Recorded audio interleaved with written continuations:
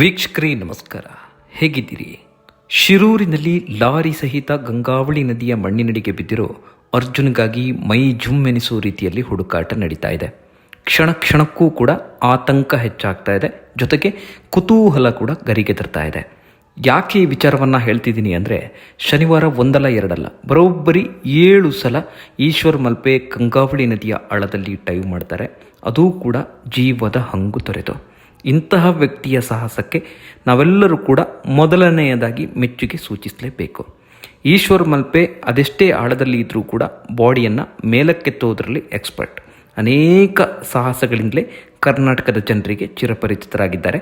ಶಿರೂರಿನಲ್ಲಿ ದುರ್ಘಟನೆ ನಡೆದ 12 ದಿನದ ಬಳಿಕ ಇವರನ್ನು ಸರ್ಕಾರ ಕರೆಸಿಕೊಳ್ಳುತ್ತೆ, ಕಾರ್ಯಾಚರಣೆಯನ್ನು ಮಾಡುವಂತೆ ತಿಳಿಸುತ್ತೆ. ಬಹುಶಃ ಈ ಕೆಲಸವನ್ನು ಮೊದಲೇ ಮಾಡಿದರೆ ಅರ್ಜುನ್ ಹುಡುಕಾಟ ಇನ್ನೂ ಕೂಡ ವೇಗ ಪಡೆದುಕೊಳ್ತಿತ್ತೋ ಏನೋ ಗೊತ್ತಿಲ್ಲ. ಅದೇನೇ ಇರಲಿ, ಇದೀಗ ಸ್ಥಳಕ್ಕೆ ಬಂದಿರುವಂತಹ ಈಶ್ವರ್ ಮಲ್ಪೆ ತಮ್ಮ ಪ್ರಾಣದ ಹಂಗು ತೊರೆದು ನೀರಿಗೆ ಇಳಿದಿದ್ದಾರೆ. ಇಡೀ ದಿನದವರ ಕಾರ್ಯಾಚರಣೆ ಹೇಗಿತ್ತು ಅನ್ನೋದನ್ನು ವಿವರಿಸ್ತಾ ಹೋಗ್ತೀನಿ ನೋಡಿ. ನೆರೆಯ ಕೇರಳದ ಜನ ಕೂಡ ಈಗ ಈಶ್ವರ್ ಮಲ್ಪೆ ಸಾಹಸವನ್ನು ಕೊಂಡಾಡ್ತಿದ್ದಾರೆ. ಇಲ್ಲಿ ಮುಖ್ಯವಾದ ವಿಚಾರವನ್ನು ನಾವು ಗಮನಿಸಬೇಕು. ಈಶ್ವರ್ ಮಲ್ಪೆಗೆ ನೀರಿನಾಳಕ್ಕೆ ಇಳಿಯುವುದಕ್ಕೆ ಉತ್ತರ ಕನ್ನಡ ಜಿಲ್ಲಾಡಳಿತ ಮೊದಲಿಗೆ ನೋ ಎನ್ನುತ್ತೆ. ಯಾಕಂದರೆ ಆ ನದಿಯ ಆಳದಲ್ಲಿ ಬಹಳಷ್ಟು ಅಪಾಯಗಳಿರುವುದರಿಂದ ಸದ್ಯದ ಸ್ಥಿತಿಯಲ್ಲಿ ಗಂಗಾವಳಿ ನದಿಗೆ ಅವರನ್ನು ಇಳಿಯದಂತೆ ಸೂಚಿಸುತ್ತೆ.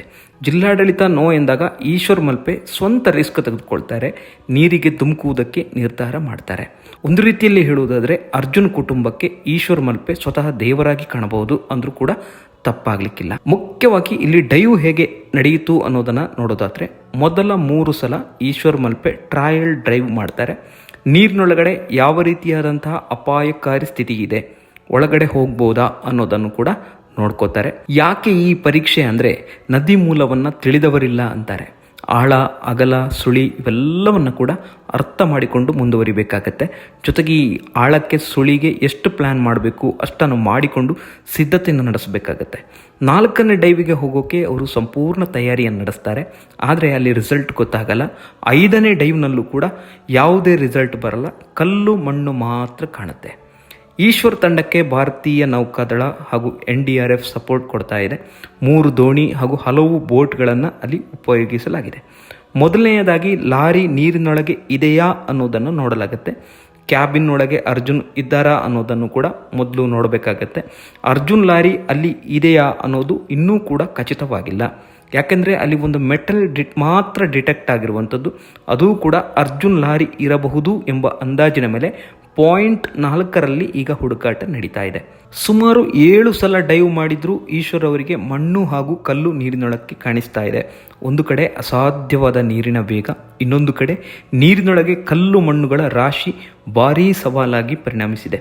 40 ಅಡಿಗಳವರೆಗೆ ಆಳ ಇರಬಹುದು ಎಂದು ಹೇಳಲಾಗ್ತಾ ಇದೆ. ಲಾರಿ ಇರುವ ಜಾಗಕ್ಕೆ ಹೋಗುವುದು ತೀರಾ ಅಸಾಧ್ಯವಾದ ಸವಾಲಾಗ್ತಾ ಇದೆ. ಜೊತೆಗೆ ಈಶ್ವರ್ ಮಲ್ಪೆಗೆ ಕಟ್ಟಿದ ರೋಪ್ ಕೂಡ ಒಂದು ಕಡೆ ಕಟ್ಟಾಗತ್ತೆ. ಸ್ವಲ್ಪ ದೂರ ತನಕ ಈಶ್ವರ್ ನೀರಿನಲ್ಲಿ ಕೊಚ್ಚಿ ಹೋಗ್ತಾರೆ. ಅಂತಹ ಸನ್ನಿವೇಶದಲ್ಲಿ ರಕ್ಷಣಾ ಬೋಟ್ಗಳು ಅವರನ್ನು ತಕ್ಷಣ ಬಂದು ರಕ್ಷಿಸುತ್ತವೆ. ಅಲ್ಲಿ ಸವಾಲು ಹೆಚ್ಚಾಗ್ತಿದೆ ಅನ್ನೋದಕ್ಕೆ ಇದೊಂದು ಪ್ರತ್ಯಕ್ಷ ಉದಾಹರಣೆಯಾಗಿದೆ.